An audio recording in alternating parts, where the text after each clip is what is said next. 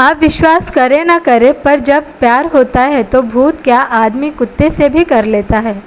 मैं रवि बचपन से ही पड़ोस की लड़की प्रिया से बहुत प्यार करता था, पर कभी उसे इस बारे में कुछ कह नहीं पाया।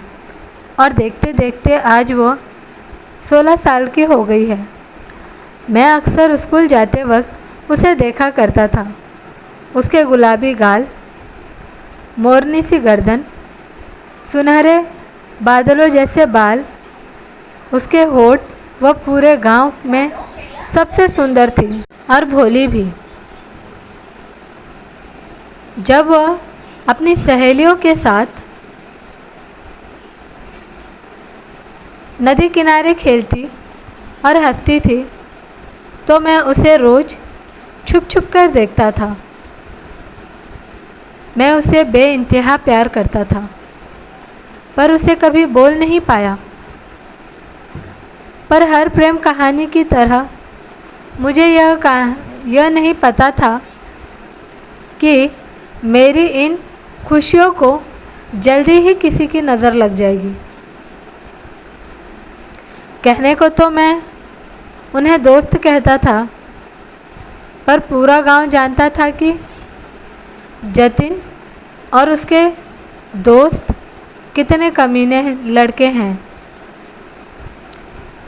आए दिन लड़कियों को छेड़ना और लोगों को परेशान करना उनकी फितरत थी। एक दिन मैं नदी किनारे बैठा था, तभी पीछे से जतिन और उसके टोली ने मुझे पकड़ लिया। जतिन बोला, क्या बे रवि, क्या कर रहा है यहाँ पर? मैंने कहा, कुछ नहीं जतिन। तभी जतिन ने कहा कि आज मैंने प्रिया को देखा, बहुत मस्त लग रही थी। यह सुनते ही मेरे शरीर में आग सी लग गई। फिर जतिन बोला, यार मुझे प्रिया चाहिए। बाकी लड़के भी यही कहने लगे। यह सब सुनकर मेरा मगज गर्म हो रहा था। तभी जतिन बोला, रवि तू क्या सोच रहा है? मैंने लड़खड़ाते हुए जबान से कहा, हो सकता है प्रिया किसी और से प्यार करती हो। जतिन बोला, मैंने सब पता कर लिया है, कोई भी लड़का उसकी ज़िंदगी में नहीं है। यह सही मौका है। कल मैं प्रिया को अपना बनाकर रहूँगा। फिर जतिन जोर से बोला, सुन लो सब, आज से वह मेरी गर्लफ्रेंड है। यह सुनते ही मेरे दिल टूट सा गया, पर मैंने हार नहीं मानी और मैं बोल उठा, जतिन यह गलत बात है।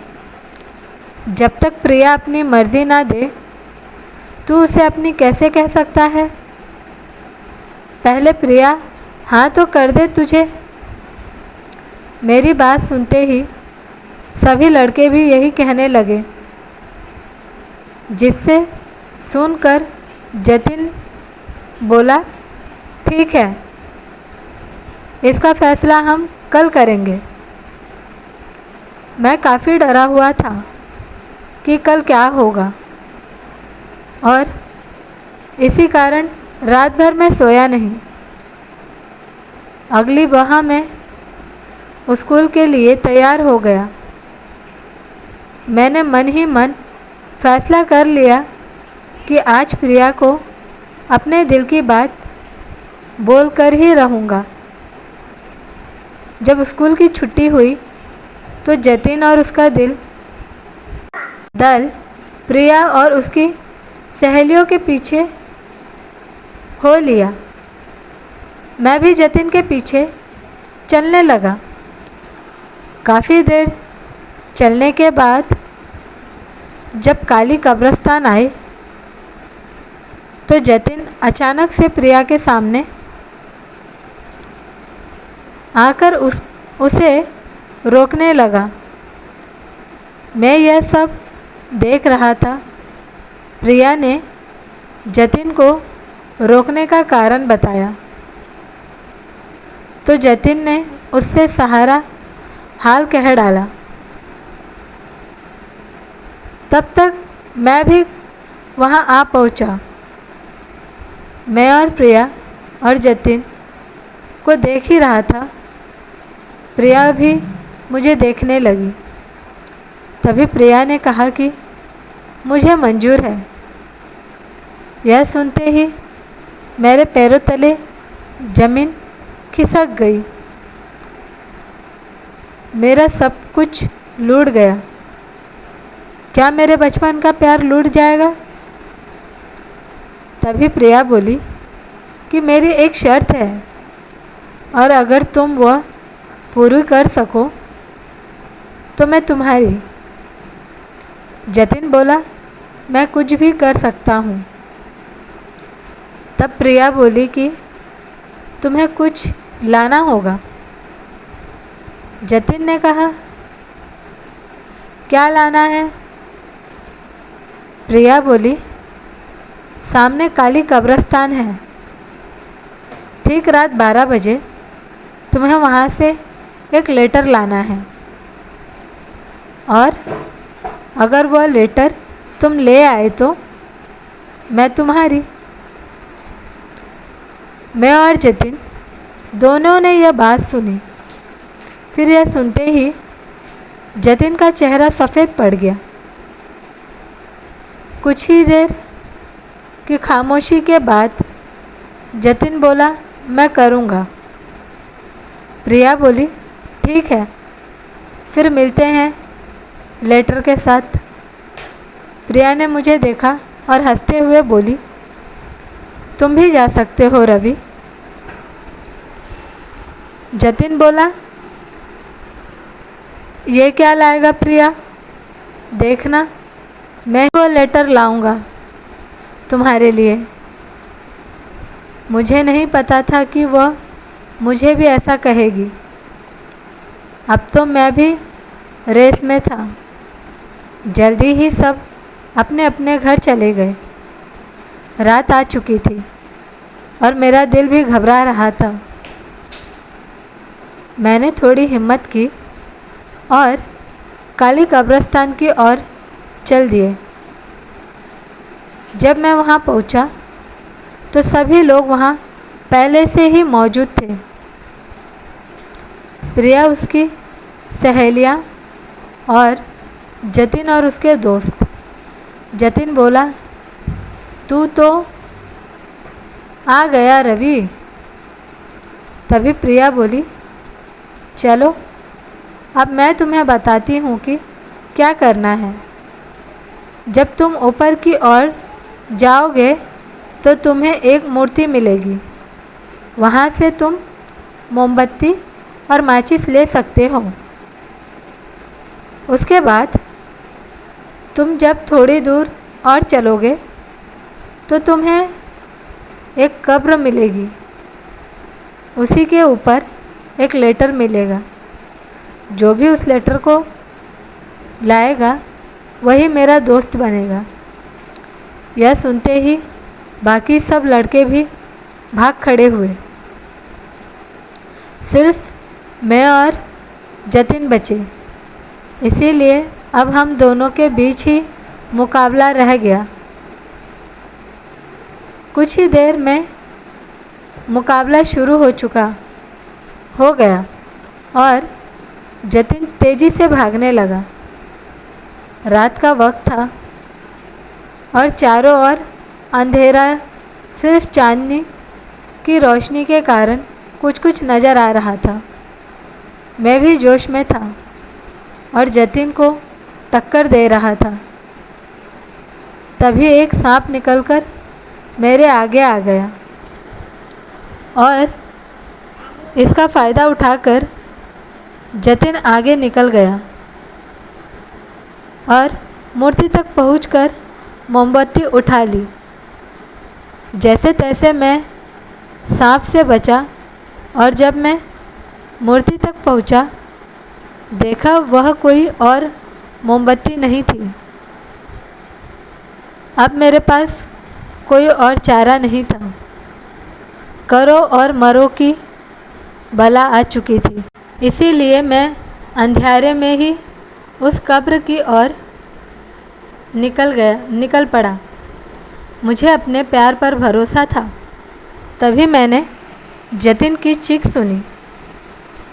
वह चिल्ला रहा था, भागो, चुड़ैल चुड़ैल।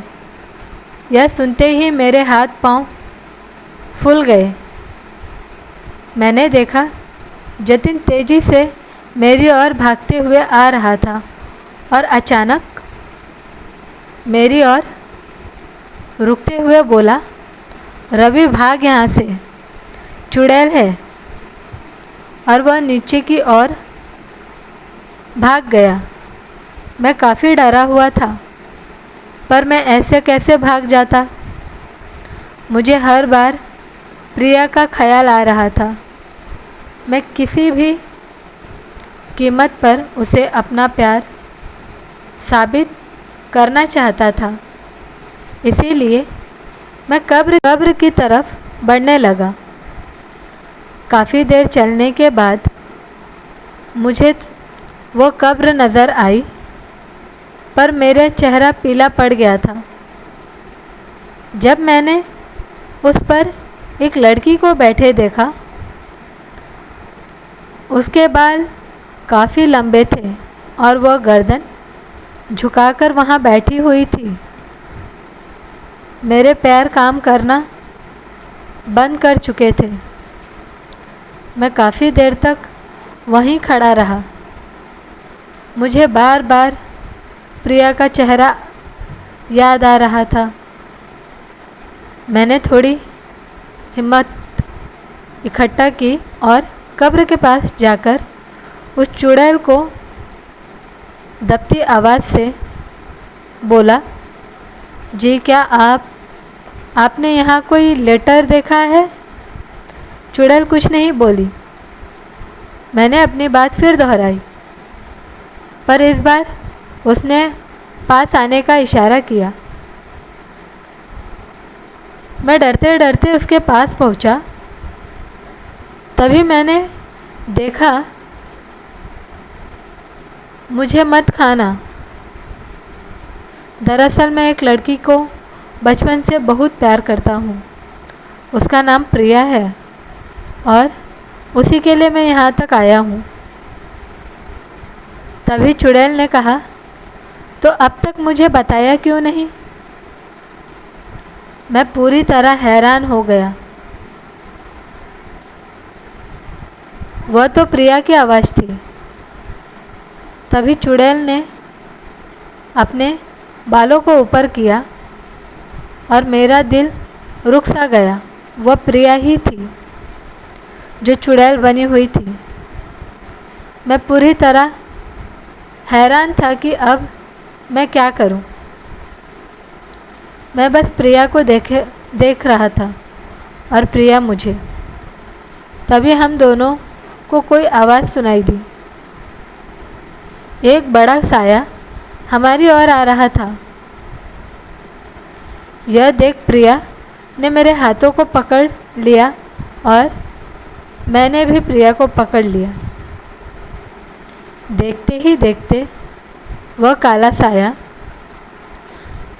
करीब आने लगा और अचानक एक तेज रोशनी हमारे चेहरे पर पड़ी और वो साया बोला, कौन है यहाँ पर? वो कोई और नहीं, कब्रिस्तान का चौकीदार था। उसे देखते ही मैं और प्रिया तेजी से भागे। हम काफ़ी देर तक भागते रहे और फिर घर आकर ही रुके। वह बिना कुछ बोले अपने घर चली गई और मैं भी अपने घर आ गया। मैं सारी रात नहीं सोया। अगली सुबह मैं स्कूल के लिए तैयार हो गया। जब मैं स्कूल पहुंचा तो वह पहले से ही वहाँ थी, पर वह कुछ नहीं बोली। जल्दी से स्कूल की छुट्टी हो गई। मैंने उसे हर जगह ढूंढा, पर वह नहीं मिली।